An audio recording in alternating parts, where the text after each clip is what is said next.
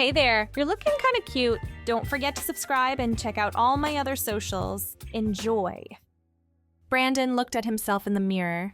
It felt like he was changing, becoming someone he didn't recognize. He touched his face, feeling the sharpness of his jaw. His brown hair was messy, a style he had kept over the break. It helped hide him from others.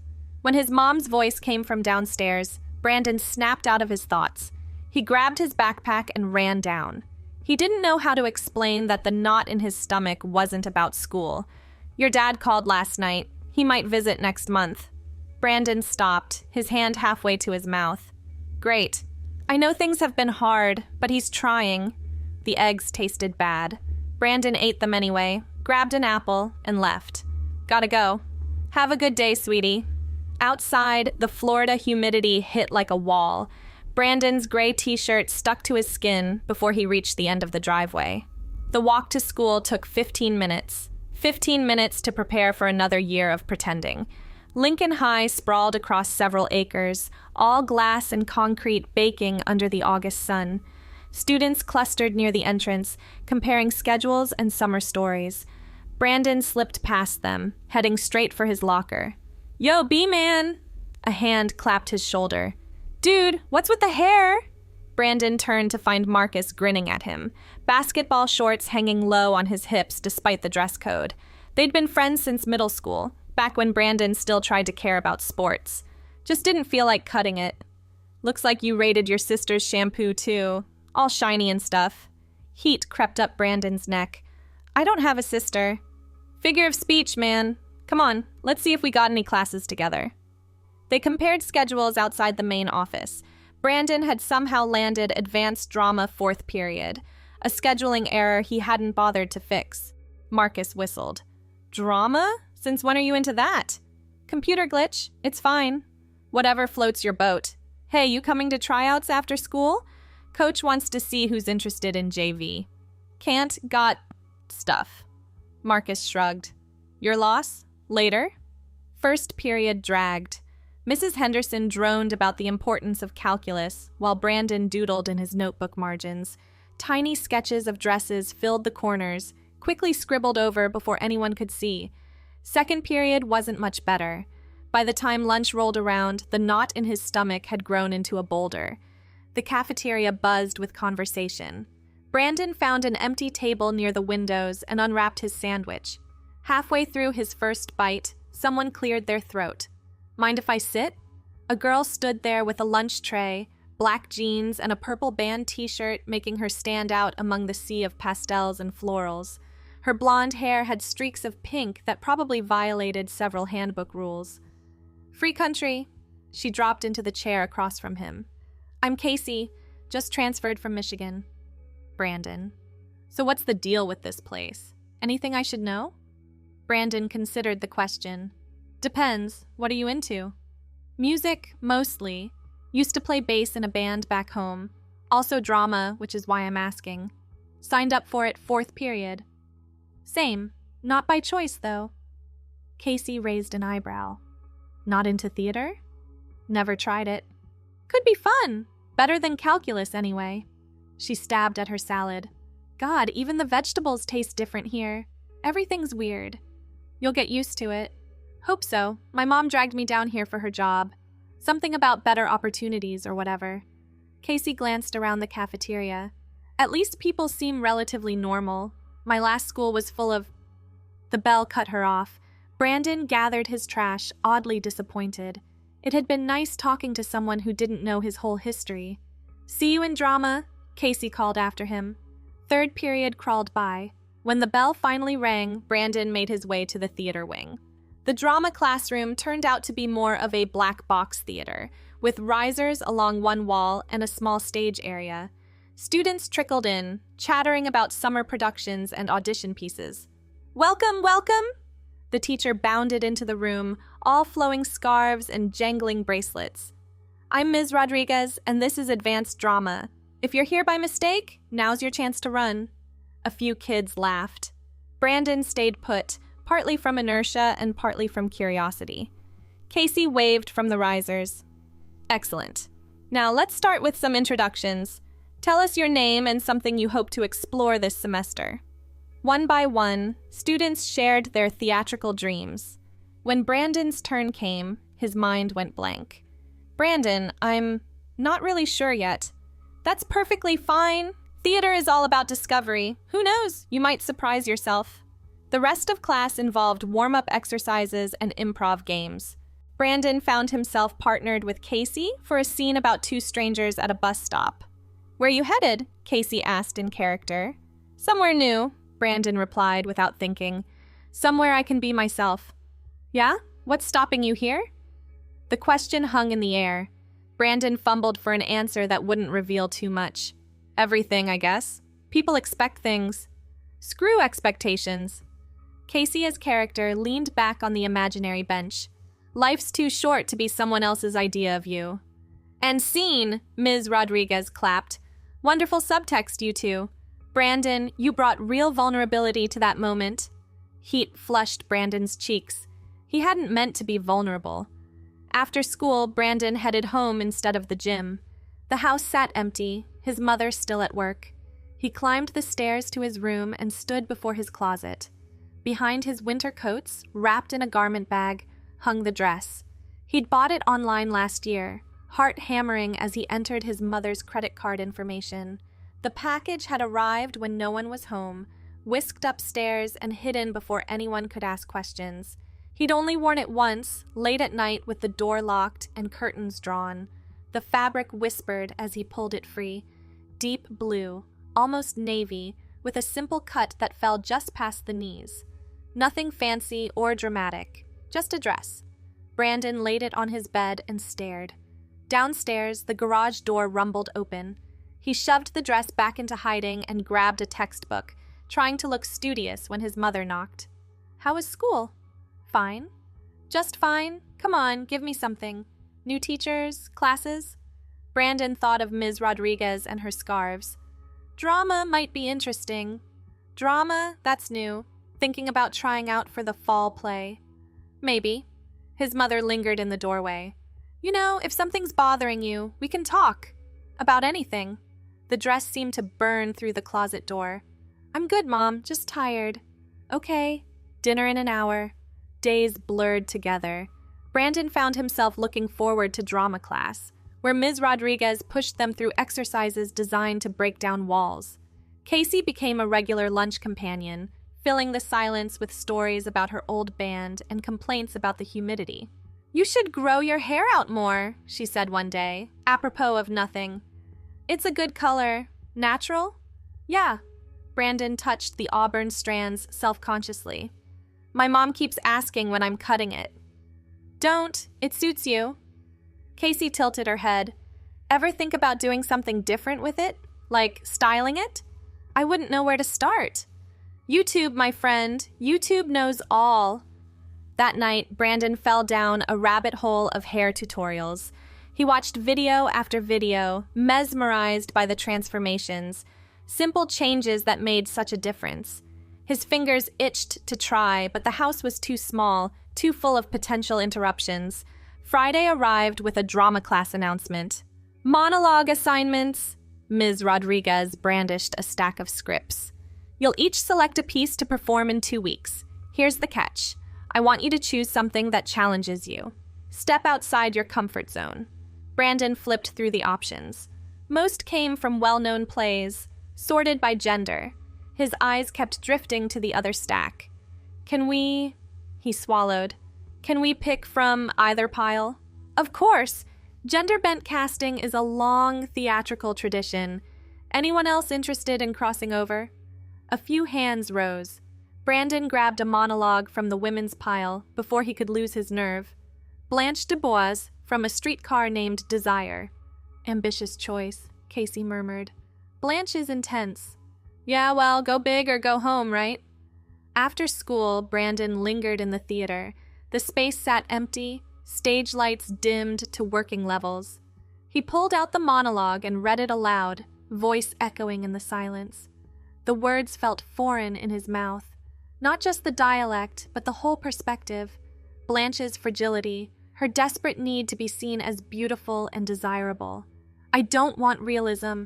I want magic. The line stuck in his throat. Brandon tried again, pitching his voice higher. It sounded ridiculous. He'd made a mistake. Monday, he'd ask Ms. Rodriguez to switch. Try it from your diaphragm, not your throat. Brandon spun around. Ms. Rodriguez stood in the doorway, arms full of costume pieces. Sorry, didn't mean to interrupt. I was just dropping these off. She set the costumes on a chair. You're working on Blanche? Trying to. It's not really... May I? She gestured to the risers. Brandon nodded and she took a seat. The thing about Blanche is she's all about facade, the voice, the mannerisms, their armor, protection. Start there instead of trying to sound female, whatever that means. I don't understand. Think about why Blanche speaks the way she does. Southern Belle affectations, flowery language. She's constructing an identity, performing femininity as she understands it. Not so different from what actors do. Brandon read the line again, focusing on intention rather than pitch.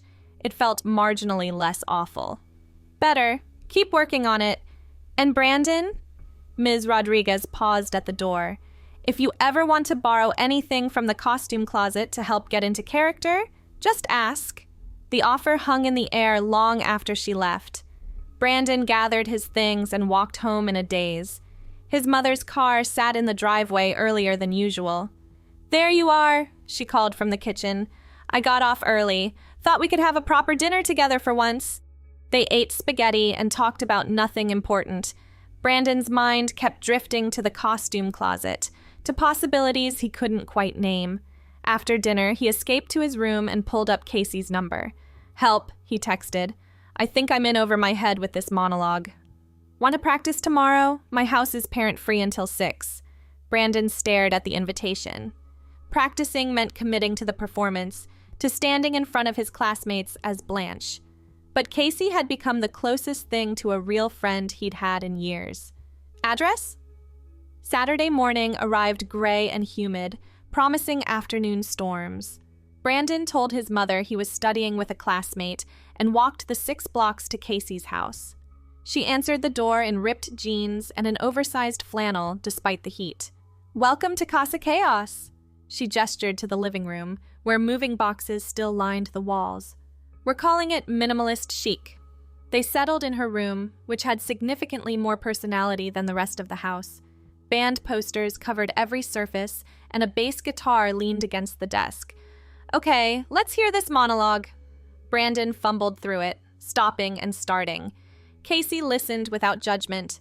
You're thinking too hard. Here, try something. She dug through a box and produced a silk scarf. Put this on. What? Trust me, sometimes a prop helps. Blanche would definitely have scarves. Brandon draped it around his shoulders, feeling ridiculous. But as he started the monologue again, his hands found the fabric, worrying it between his fingers the way Blanche might.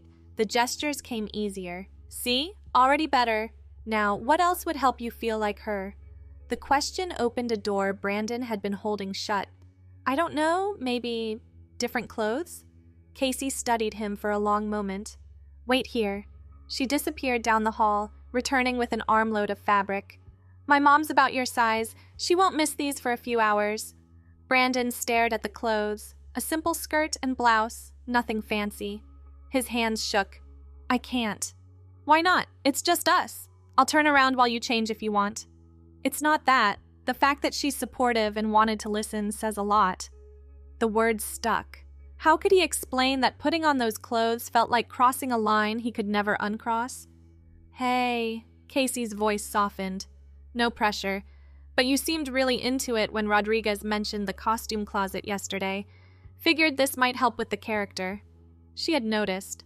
Of course she had. Brandon took the clothes with trembling hands. Bathroom's down the hall. Take your time. Brandon locked the bathroom door and leaned against it, heart racing. The clothes lay innocent on the counter. Just fabric. Just a costume. He stripped quickly before he could reconsider, pulling on the skirt and blouse with practiced motions from that one late night. They fit better than expected. The mirror showed a stranger, or maybe not a stranger at all. Brandon's auburn hair fell past his shoulders now, framing a face that looked somehow different in these clothes. Softer. Right. A knock made him jump.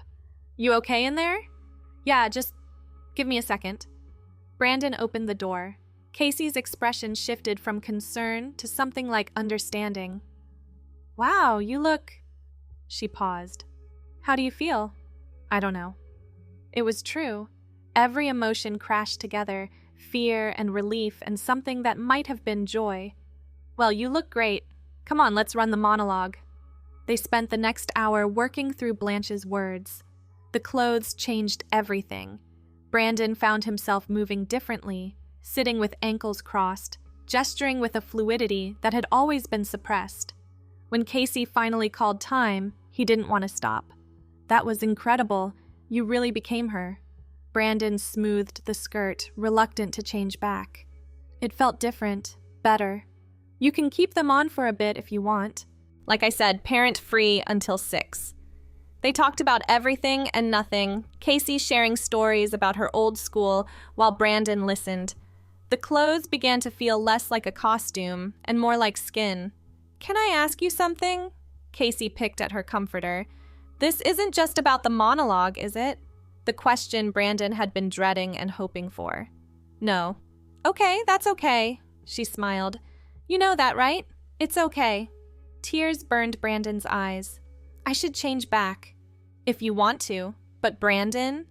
Casey waited until their eyes met. "Whoever you are, whoever you want to be, I'm your friend. That's not changing." Brandon changed back into his regular clothes with reluctance. The gray t-shirt and jeans felt like a prison after the freedom of the skirt. He folded Casey's mother's clothes carefully and handed them back. "Thanks. For everything. Anytime, and I mean that." Walking home, Brandon felt exposed despite being back in his usual uniform. Every person he passed seemed to see through him, to know what he'd just done. But nothing happened. The world kept spinning. Dinner was quiet. His mother worked on patient charts while they ate, occasionally making small talk about work. Brandon pushed food around his plate, mind elsewhere. "You're being awfully quiet tonight." "Just thinking about school stuff." "The monologue, how's that coming?" "It's challenging." His mother set down her pen. "You know, I did some theater in high school, played Emily in Our Town. If you want to practice." "Maybe later." That night, Brandon lay awake staring at the ceiling. Casey's words echoed, "Whoever you want to be." But wanting and being were different things. How could he explain to his mother, to his absent father, to everyone who knew him as Brandon, that the person in the mirror wasn't who lived inside? He grabbed his phone and opened a new text to Casey. Typed and deleted a dozen messages before settling on, "Thank you." Her response came immediately. "For what?" "For seeing me. Always will. Get some sleep." Sunday passed in a haze of homework and anxiety. The monologue performance loomed, but that seemed small compared to the earthquake in Brandon's chest. He practiced in his room with the door locked, letting himself embody Blanche fully when no one could see. Monday's drama class brought new challenges. Ms. Rodriguez announced they'd be workshopping monologues in small groups. "Feedback is a gift," she reminded them. "Be kind, but honest." Brandon ended up grouped with Casey and 2 others, Jordan, a senior who'd been in every production since freshman year, and Maria, whose perfect soprano made her a shoo-in for the spring musical. "Who wants to go first?" Jordan asked. "I will." Maria launched into Juliet's balcony speech with practiced ease, beautiful but safe. Jordan followed with Hamlet, all brooding intensity. "Brandon?" Casey prompted gently. He stood on shaking legs. The first words came out stilted, but as he continued, something shifted. He thought of the skirt swishing around his legs, the way the blouse had felt against his skin. Blanche's desperation became his own. "I don't want realism. I want magic." Yes, magic. "I try to give that to people. I misrepresent things to them. I don't tell the truth. I tell what ought to be truth." Silence followed. Brandon's cheeks burned. "That was..." Jordan searched for words. "Really vulnerable. You understood her." "The voice work needs polish," Maria added, not unkindly. "But the emotion was there." "I thought it was perfect," Casey said firmly. They moved on to her piece, but Brandon barely heard it. Perfect. Casey had said perfect. After class, Ms. Rodriguez pulled him aside. That was brave today. It didn't feel brave. It felt terrifying. Most brave things do. She studied him. You know my offer about the costume closet stands. Sometimes the right exterior helps us access our interior truth? Brandon nodded, not trusting his voice. The week crawled by. Each drama class brought new exercises, new ways of exploring character. Brandon threw himself into the work, discovering parts of himself through pretending to be others.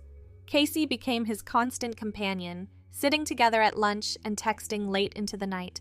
My mom wants to meet you, she said Thursday. I may have mentioned you a lot. What did you tell her? That you're my best friend here? That you're talented and funny and trying to figure some stuff out? Casey bumped his shoulder. All true things. Best friend. The words warmed something in Brandon's chest. Friday afternoon found them back in the theater after school. Ms. Rodriguez had given them permission to use the space for rehearsal. Brandon stood on the small stage while Casey sprawled in the front row. From the top, she called. And remember what we worked on. Blanche is performing femininity, but there's truth underneath the performance. Brandon began again, letting himself sink into the character. Halfway through, footsteps echoed from the wings. He froze as Jordan emerged from backstage. Sorry, didn't know anyone was here. Left my script earlier. Jordan paused, taking in the scene. You're really committing to Blanche. Trying to. Can I watch? Might help to have more audience. Brandon glanced at Casey, who shrugged. Sure. He started over, hyper-aware of Jordan's presence. But as the words flowed, the self-consciousness faded. When he finished, Jordan applauded slowly. That's going to blow people away. You found something real in her. Thanks. Brandon fidgeted with his sleeves. It's just acting. Is it? Jordan's tone was gentle. Look, I don't know you well, but I've been doing this for 4 years. The best performances come when actors find pieces of themselves in their characters. Whatever you're channeling, it's powerful. After Jordan left, Brandon slumped on the stage. Casey joined him, sitting close enough that their shoulders touched. You okay? I don't know if I can do this. Stand up there in front of everyone. As Blanche? Or as yourself? The question cut to the heart of it. Both? Neither. I don't know who myself is anymore. Maybe that's okay. Maybe figuring it out is the whole point. They sat in comfortable silence until the janitor kicked them out. Walking home, Brandon felt the weight of the coming performance like a stone in his stomach. 2 weeks had become one, and ready or not, Monday would arrive. The weekend brought unexpected complications. Brandon's father called Saturday morning, his monthly check-in that usually lasted 5 minutes. Your mother says you're doing drama now. Yeah, that's different. You sure that's a good idea? Might send the wrong message. Brandon's grip tightened on the phone. What message would that be? You know what I mean. Look, I know the divorce has been hard, but acting out isn't the answer. I'm not acting out, I'm literally acting. In a class. Don't get smart with me, I'm still your father. When it's convenient. The line went quiet. Brandon could hear his father's frustrated breathing. I'm trying here, Brandon, but you have to meet me halfway. This whole phase you're going through, the long hair, the drama class, people are going to talk. Let them. It's not that simple. You have to think about your future. College applications, jobs. Brandon hung up. His hands shook as he set the phone aside. It rang again immediately, but he didn't answer. His mother appeared in the doorway. Was that your father? Yeah. Want to talk about it? Not really. She sat on his bed anyway. He means well, he just doesn't always know how to show it. He thinks I'm going through a phase. Are you? The question surprised him. Brandon met his mother's eyes, searching for judgment. He found only concern. I don't think so. Okay. She squeezed his shoulder. Whatever's going on, whatever you're working through, I'm here. No judgment, just love. Brandon's throat closed. Mom, you don't have to tell me anything you're not ready to share. But I see you, honey. I see you trying so hard to be what everyone expects. Maybe it's time to figure out what you expect from yourself." After she left, Brandon buried his face in his pillow and cried. Not sad tears, exactly. More like relief, like pressure finally releasing. Sunday he spent at Casey's again. This time she didn't offer her mother's clothes. Instead, they worked on the monologue in Brandon's regular clothes, focusing on the internal transformation. "It's all here," Casey tapped his chest. The clothes were just permission to access it. "I want to tell you something." The words tumbled out before Brandon could stop them.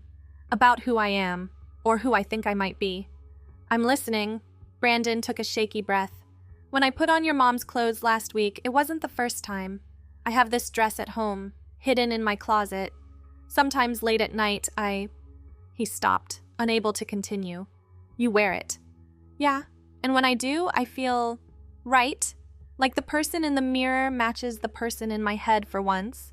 Brandon picked at a loose thread on the bedspread. "I think maybe I don't know the right words." "You don't need the right words, just your words." "I think I'm supposed to be a girl, have always been supposed to be a girl. Does that make sense?" Casey grabbed his hand. "Perfect sense. But I'm scared of what people will say, what my dad will do, whether my mom really means it about no judgment. All valid fears. But you know what's scarier? Never trying, never knowing who you could be." They spent the rest of the afternoon talking. Casey shared stories about a friend from her old school who'd transitioned, the challenges and joys. Brandon absorbed it all, hungry for proof that what he felt was real, was possible. "If you could change your name," Casey asked as the sun set, "what would you pick?" Brandon had thought about this. Late at night, trying on that hidden dress, a name had whispered through his mind. Tiffany. I'd be Tiffany. "Nice to meet you, Tiffany." Casey smiled. "I'm still Casey, still your friend." Hearing the name aloud sent shivers through Brandon's, Tiffany's, body. It was just between them for now, just in this room. But it was a start. Monday arrived too fast. Brandon walked to school with lead in his stomach, monologue crumpled in his sweaty palm. The day crawled until fourth period, when he filed into drama with the rest of the class. "Performance day," Ms. Rodriguez chirped. "Who's brave enough to go first?" Nobody volunteered. She pulled names from a hat instead, a merciful randomization. Brandon's came up sixth. He watched classmates perform, barely registering their words. His leg bounced anxiously until Casey reached over and stilled it with her hand. "Breathe," she whispered. "Brandon, you're up." He walked to the stage area on numb legs, faced his classmates, who looked back with varying degrees of interest, found Casey's encouraging smile in the third row. "Whenever you're ready," Ms. Rodriguez prompted. Brandon closed his eyes, thought of the dress in his closet, of Casey calling him Tiffany, of his mother saying she saw him. When he opened them again, Blanche was there. "I don't want realism. I want magic." The words poured out, raw and desperate. He let his voice lift naturally, not forcing it higher, but not constraining it either. His hands moved with newfound grace, painting pictures in the air. When he spoke of kindness from strangers, his eyes found Casey. When he talked about constructing a beautiful dream to live in, he thought of the person he might become. The monologue ended. Silence stretched for a heartbeat before applause erupted. Not polite classroom clapping, but genuine appreciation. Someone whistled. Jordan, grinning from the back row. "Exceptional," Ms. Rodriguez said when the noise died down. "You found the heart of her, the desperate need to be seen as she wishes to be seen, not as the world insists on seeing her. That's graduate-level character work." Brandon, Tiffany, fled to her seat on shaking legs. Casey squeezed her hand under the desk. "Told you?" she whispered. "Perfect." After class, students approached with compliments. Maria admitted she'd gotten chills. Jordan suggested Brandon consider auditioning for the fall play. Ms. Rodriguez caught him at the door. "I'm proud of you. That took tremendous courage." "It felt like being myself," Brandon admitted. "Or not myself. I don't know anymore. Sometimes those are the same thing. My door's always open if you need to talk. About theater or anything else. The rest of the day blurred. Casey dragged Brandon to the mall after school to celebrate, buying terrible food court Chinese and window shopping. They ended up in a clothing store, Casey holding up various items. "This would look great on you." Casey, I'm just saying, hypothetically, if you wanted to experiment more with how you present yourself, options exist. Brandon fingered a burgundy cardigan, softer than anything in his current wardrobe. Maybe someday. "Whenever you're ready, no rush." They parted ways as the sun set. Brandon walked home feeling lighter than he had in months. The performance was over. He'd survived. More than survived. He'd been seen and celebrated. At home, his mother waited with dinner and questions about the monologue. Brandon gave her the highlights, leaving out the internal revelations. "Ms. Rodriguez thinks I should audition for the fall play." "That's wonderful. Will you?" "Maybe. I'm thinking about it." "Good. It's nice to see you excited about something." That night, Brandon stood before his closet. He pulled out the hidden dress, navy fabric, whispering promises. This time, he didn't lock the door. If his mother walked in, well, maybe it was time for that conversation. The dress still fit perfectly. Brandon, no, Tiffany, at least here in private, studied her reflection. Her auburn hair looked right with the navy, falling in gentle waves. She needed to learn about makeup, about walking in heels, about so many things. But for now, this was enough. A soft knock interrupted her thoughts. "Honey, can I come in?" Panic and relief warred in Tiffany's chest. "Yeah." Her mother entered and stopped short. A dozen emotions crossed her face before settling on something like understanding. "Oh, sweetheart. Mom, Come here." Her mother pulled her into a fierce hug. Tiffany broke, sobbing into her shoulder while gentle hands stroked her hair. "How long?" her mother asked when the tears slowed. "Always. I think always." Okay. Her mother pulled back, studying Tiffany's face. "We'll figure this out, together, whatever you need." "I don't even know where to start." "How about with your name? I have a feeling Brandon doesn't fit anymore." Tiffany's breath caught. "How did you—" "Mother's intuition. Plus, you've been writing it in the margins of your homework for weeks." Heat flooded Tiffany's cheeks. She'd thought she'd been careful. "Tiffany," she whispered. "I want to be Tiffany." "That's a beautiful name. It suits you." Her mother smiled through her own tears. "We have a lot to talk about. Doctors, school, your father. Can we not? Not tonight? Can this just be okay for tonight?" "Of course. Do you want to change or—" "I'd like to stay like this for a while, if that's okay." "It's more than okay. Come help me with dishes. We'll talk about whatever you want." They spent the evening in the kitchen, Tiffany learning to navigate in the dress while her mother shared stories from her own youth. It felt surreal and completely normal at the same time. When exhaustion finally drove Tiffany to bed, she changed back into pajamas with reluctance. "Mom?" She paused at her door. "Thank you for not freaking out. I've suspected for a while. The hair, the drama class, how unhappy you've seemed pretending to be someone you're not." Her mother kissed her forehead. "I love you, Tiffany, exactly as you are." Tiffany fell asleep smiling. The next morning brought reality crashing back. She woke as Brandon again, at least on the outside. Her mother had coffee waiting and a carefully neutral expression. "How are you feeling?" "Like I dreamed it all." "You didn't. When you're ready, we'll talk next steps. For now, school as usual?" "Yeah, I'm not ready for more. Not yet." "That's fine. This is your timeline." Thanks for watching. Don't forget to check out my other socials if you want more content, early access, behind the scenes, and more. All links down below.